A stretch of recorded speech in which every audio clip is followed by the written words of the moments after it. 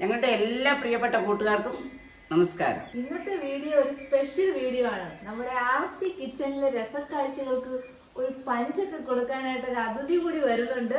അപ്പൊ അതിഥി എടുക്കാനായിട്ട് നമ്മുടെ ചേട്ടായി പോയിരിക്കുകയാണ്. അതിഥി ഇപ്പൊ ഇങ്ങെത്തും. ഈ കൊണ്ടുവരുന്ന അതിഥിയെ പറ്റി ഞങ്ങൾക്കും വലിയ അറിവൊന്നുമില്ല. പിന്നെ കൊണ്ടുവന്നിട്ട് ഞങ്ങൾക്കെല്ലാം പഠിപ്പിച്ചു തരാമെന്നാണ് പറഞ്ഞിരിക്കുന്നത്. അപ്പൊ ഇന്നത്തെ ഒരു അൺബോക്സിംഗ് വീഡിയോ ആണ്. വളരെ ഇൻഫോർമേറ്റീവ് ആയിട്ടൊരു വീഡിയോ ആയിരിക്കും. നമ്മുടെ ചേട്ടായിയാണ് എല്ലാം വിശദീകരിച്ച് തരുന്നത്. അതുകൊണ്ട് ആരും സ്കിപ്പ് ചെയ്യാതെ കാണണം. അപ്പൊ നമുക്ക് ഇൻട്രോ പറയാം.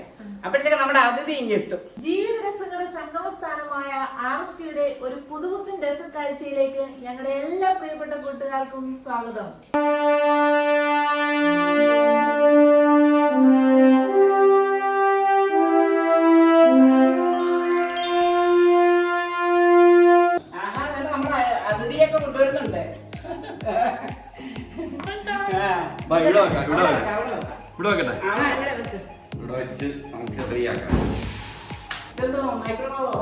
മൈക്രോവേവ് മാത്രമല്ല, പലതാണ് നിങ്ങളൊക്കെ പറഞ്ഞിരിക്കുന്നത്. പലപ്പോഴും പറഞ്ഞ് ഞങ്ങൾക്ക് കേക്ക് ഉണ്ടാക്കണം, ബ്രെഡ് ഉണ്ടാക്കണം, എല്ലാത്തിനും പറ്റിയത് വിശദമായിട്ട് പറഞ്ഞുതരാം.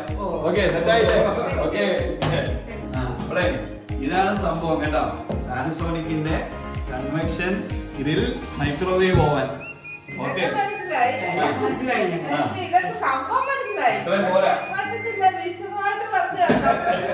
അപ്പൊ വിശദമായിട്ട് നമുക്ക് ഇതിനെപ്പറ്റി ഇതൊന്ന് അൺബോക്സ് ചെയ്തിട്ട് ഓരോന്നോരോന്ന് എനിക്കറിയാവുന്നതുകൊണ്ട് ഞാൻ നിങ്ങൾക്ക് പറഞ്ഞുതരാം. അത് നമ്മുടെ പ്രിയപ്പെട്ട പ്രേക്ഷകർക്കും അതൊരു ഇൻഫോർമേറ്റീവ് ആകുമെന്ന് ഞാൻ വിശ്വസിക്കുന്നു. എനിക്കറിയാവുന്ന കാര്യങ്ങൾ വിശദമായിട്ട് ഞാൻ പറഞ്ഞുതരാം. അപ്പൊ ഇതൊന്ന് പൊട്ടിക്കാനായിട്ടുള്ള സംഭവമായിട്ട് പോകാം. പൊട്ടിക്കുന്നതിന് മുമ്പേ ഇതിന്റെ ചെറിയ ഡിസ്ക്രിപ്ഷൻ ഇവിടെ ഉള്ളതൊന്ന് കാണിക്കുക. ഇതിന്റെ മോഡൽ നമ്പർ ഇവിടെ ഉണ്ട്. NNCT651M എന്നുള്ളതാണ്. Convection function grill microwave oven ഇതെല്ലാം ഓൾ ഇൻ വൺ ഫംഗ്ഷനുള്ളതാണ്. പിന്നെ ഇതിൻ്റെ കുറച്ച് ഡീറ്റെയിൽസ് ഇവിടെ ഉണ്ട്. കാരണം മൈക്രോവേവ് വർക്ക് ചെയ്യുന്നത് 900 വാട്ട്സിലാണ്, 1350 വാട്ട്സിലാണ് ഗ്രില്ല് വർക്ക് ചെയ്യുന്നത്. പിന്നെ എത്ര ഡിഗ്രി ടെമ്പറേച്ചർ വരെ ഇത് ചൂടാക്കാൻ പറ്റും കൺവെൻഷനകത്ത്. പിന്നെ എത്ര ലിറ്റർ കപ്പാസിറ്റിയാണ് ഇവിടെ ഉള്ളത്, 27 ലിറ്റർ കപ്പാസിറ്റി. അങ്ങനെ എല്ലാ കാര്യങ്ങളും ഇവിടെ ഉണ്ട്. ചൈൽഡ് ലോക്ക് ഉണ്ട്. പിന്നെ മെനു, ഇതിൻ്റെ പ്രത്യേകതകളൊക്കെ ഞാനിത് ഓപ്പൺ ചെയ്തിട്ട് പറയാം, പക്ഷേ ജസ്റ്റ് കാണിക്കുകയാണ്. 101 ഓട്ടോ മെനു ഉണ്ട്. അതിൽ 64 ഇന്ത്യനാണ്, 8 ജാപ്പനീസാണ്. പിന്നെ ഇവിടുത്തെ ഡിജിറ്റൽ മോഡിലുള്ള ഓപ്പറേഷൻസ് ആണ്. അതെല്ലാം ഞാൻ കാണിച്ചു തരാം. പക്ഷെ നമുക്ക് ഫസ്റ്റ് ഇതൊന്ന് ഓപ്പൺ ചെയ്യണം. ഓപ്പൺ ചെയ്യാനായിട്ട് അതിവിടെ നമുക്ക് ഇവിടെ പൊട്ടിക്കാം.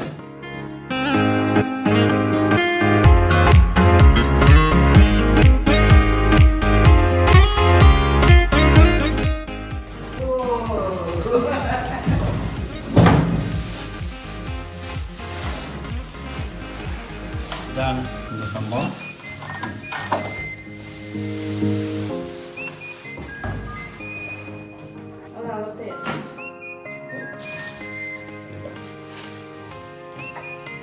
ഇതിനകത്തുള്ളത്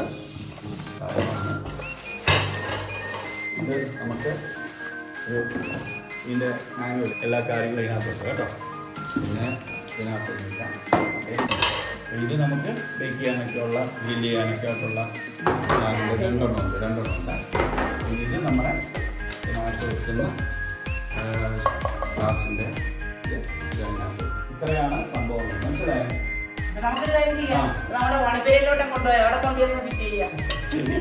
ബാക്കി കാഴ്ചകൾ പണിപ്പുര, അതായത് നമ്മൾ RSPയുടെ കിച്ചണിലോട്ട് പോകാം. ഓക്കെ,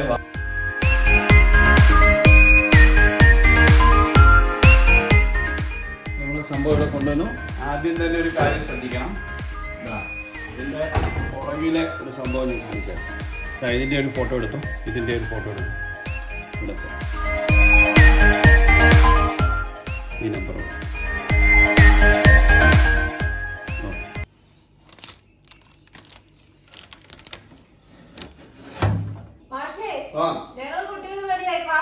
പിന്നെ ക്ലാസ് റെഡിയാക്കാൻ പോലെ സെറ്റപ്പ് ആക്കാൻ പോലെ.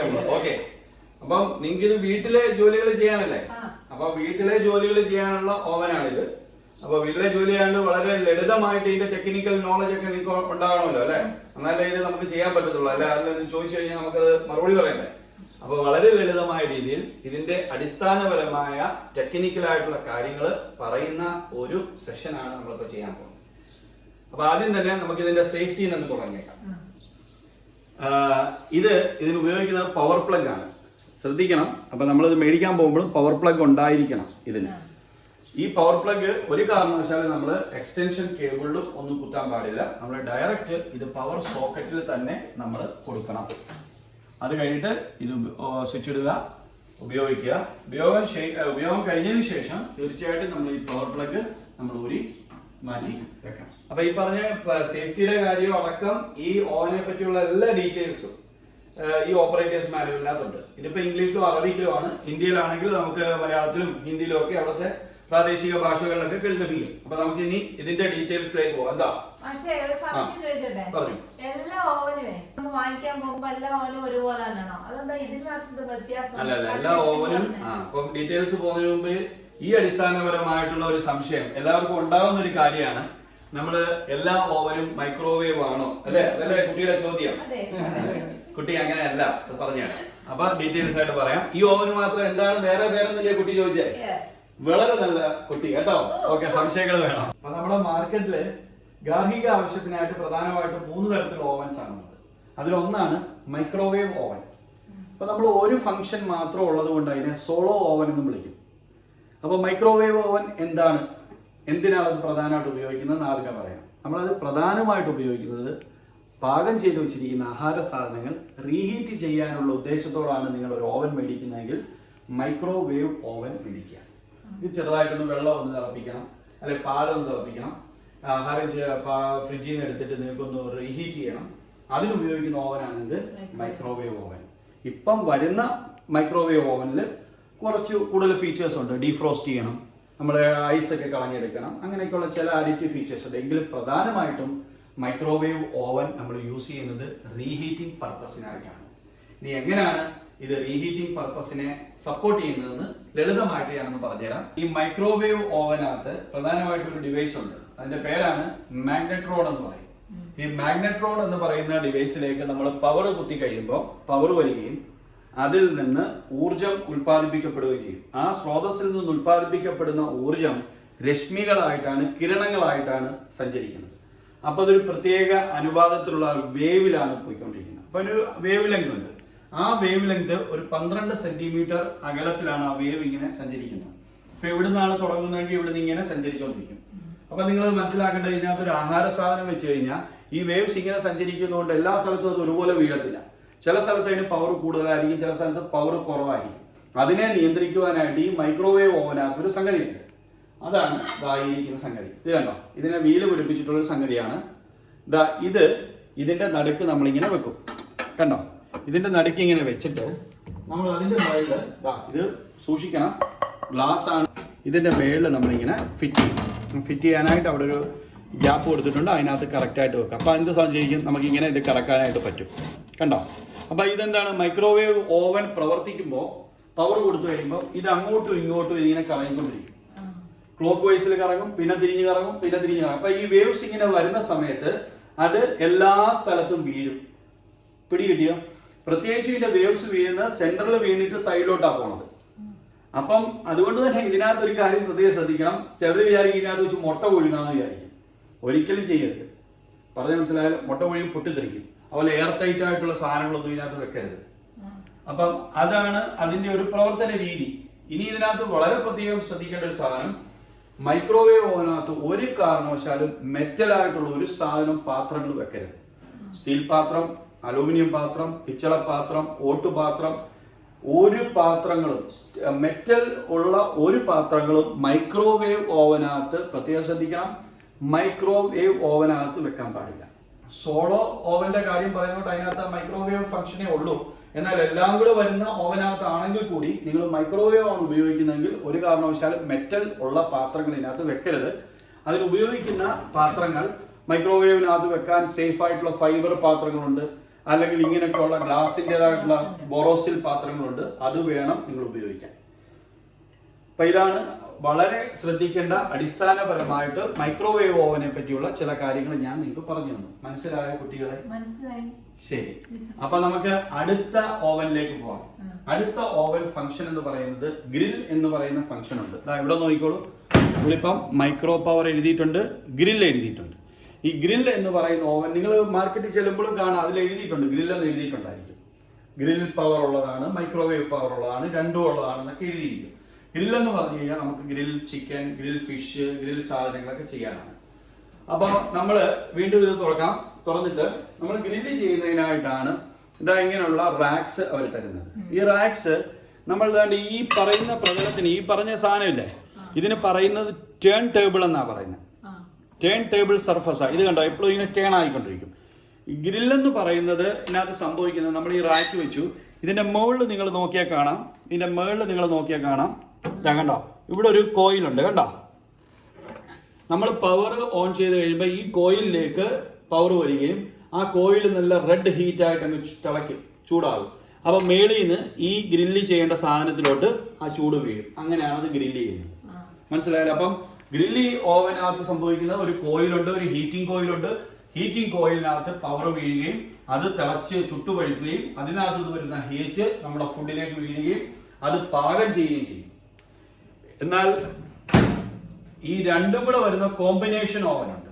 ഗ്രില്ലും ഉണ്ട്, മൈക്രോവേവും ഉണ്ട്. അപ്പൊ മിക്കവാറും എല്ലാ സ്ഥലങ്ങളിലും എന്താ ചെയ്യുന്നതെന്ന് പറഞ്ഞാൽ ഇത് രണ്ടും കൂടെ ഉള്ള ഓവൻ മേടിക്കും. എന്തിനാന്ന് പറഞ്ഞാൽ ആദ്യമേ നമ്മൾ അതിനെ ഒന്ന് പരുവപ്പെടുത്തും, മൈക്രോവേവ് വെച്ചിട്ടൊന്ന് പരുവപ്പെടുത്തിയിട്ട് നമ്മൾ മേളിൽ നിന്ന് ഗ്രില്ലും കൂടെ കൊടുക്കും. അത് കോമ്പിനേഷനുള്ള ഓവനാണ്. ഇപ്പൊ രണ്ട് തരത്തിലുള്ള ഓവനെ പറ്റി ഞാൻ പറഞ്ഞു.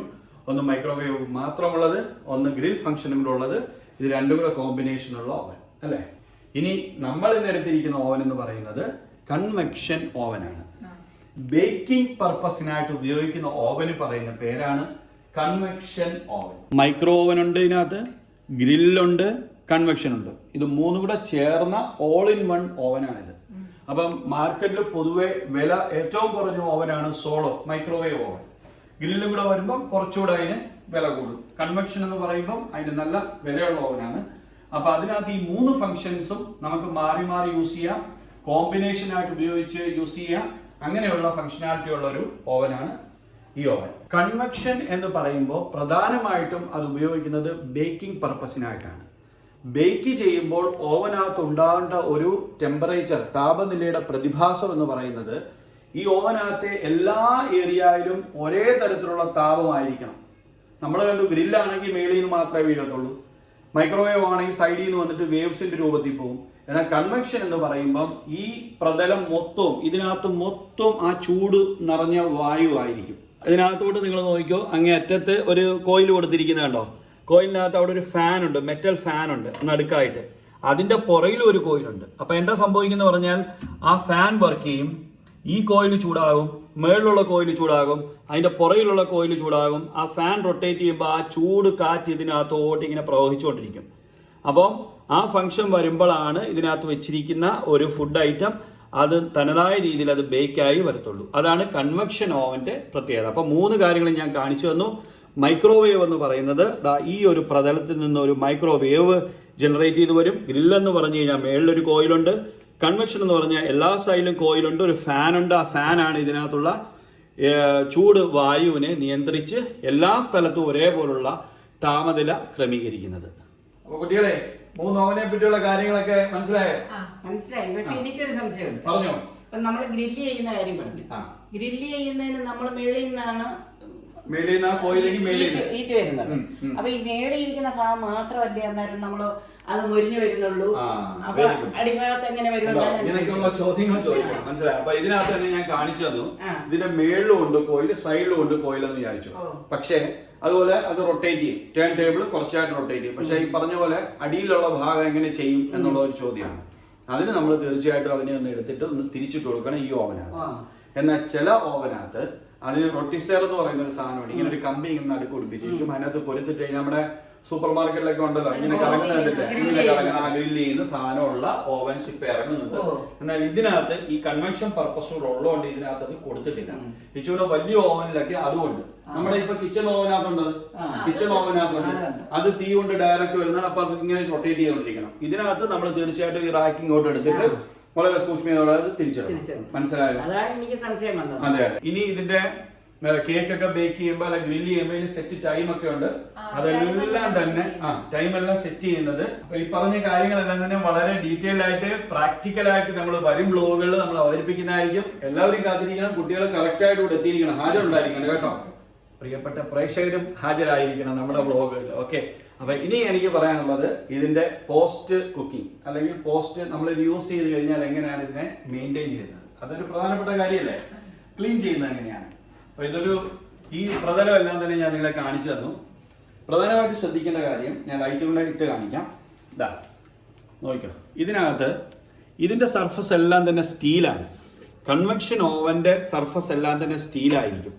എന്നാൽ മൈക്രോവേവ് ഓവനും ഗ്രിൽ ഓവനിലും ഇത് മെറ്റലായിരിക്കും. മെറ്റൽ എന്ന് പറഞ്ഞാൽ GI മെറ്റലായിരിക്കും. അതിൻ്റെ പുറത്ത് ടിൻറ്റഡ് പെയിൻ്റ് ഉണ്ടായിരിക്കും, അല്ലെങ്കിൽ വേറെ ഏതെങ്കിലും പോളിഷ് ചെയ്തിട്ടുണ്ടായിരിക്കും. അപ്പം നമ്മൾ ക്ലീൻ ചെയ്യുമ്പം വളരെ വളരെ വളരെ ശ്രദ്ധിക്കേണ്ട കുറച്ച് പോയിന്റ്സ് ഉണ്ട്. അത് ഞാൻ ഒന്നൊന്നായിട്ട് ഇനി പറഞ്ഞുതരാം. നമ്മൾ മൈക്രോവേവ് ഉപയോഗിച്ച് ഇപ്പോൾ ഗ്രേവിയുള്ള ഐറ്റം ഒക്കെ നമ്മൾ റീഹീറ്റ് ചെയ്യാമെന്ന് വിചാരിച്ചു. റീഹീറ്റ് ചെയ്യുകയാണെങ്കിൽ തീർച്ചയായിട്ടും അത് തെറിക്കും.